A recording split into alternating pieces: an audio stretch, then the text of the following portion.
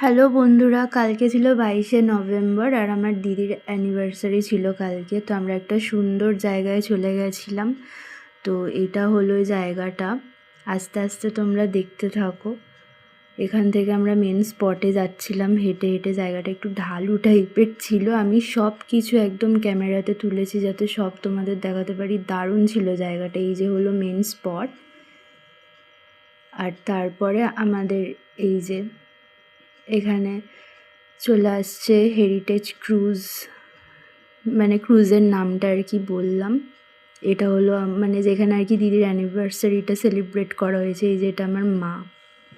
চলো ক্রুজের ভেতরে ঢুকে গেছি আর ক্রুজ একদম চলাও স্টার্ট হয়ে গেছে। চলতে চলতে তো আমার ভয় লেগে গেছিলো। এই যে আমার মা টিফিন করতে করতে এনজয় করছিল ভিউয়ের। আর এই যে হলো এটা নিচের ফ্লোরটা ক্রুজে, আর ওপরেও ফ্লোর ছিল। সব দেখাচ্ছি। এই যে এটা হলো ওপরের ফ্লোর।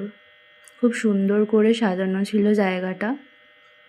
এখানে সব আর কি এনজয় করছিল। তারপর এখানে দেখো একটা দারুণ দৃশ্য। গঙ্গার এইদিকে জলটা লাল আর ওই দিকে ছিল কালো, আর সামনেই হাওড়া ব্রিজ। আর আমরা আস্তে আস্তে করে হাওড়া ব্রিজের তলা দিয়ে চলে যাচ্ছিলাম ওই পারে।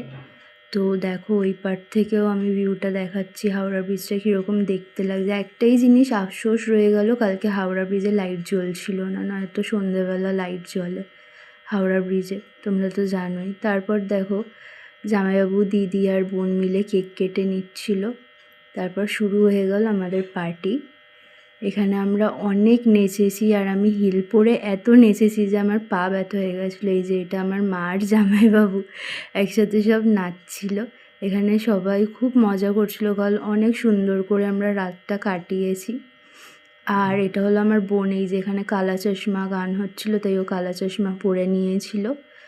আর তারপর এটা হলো আমার একটা আন্টি, সুইট আন্টি। তো চলো এইটুকুই, টাটা।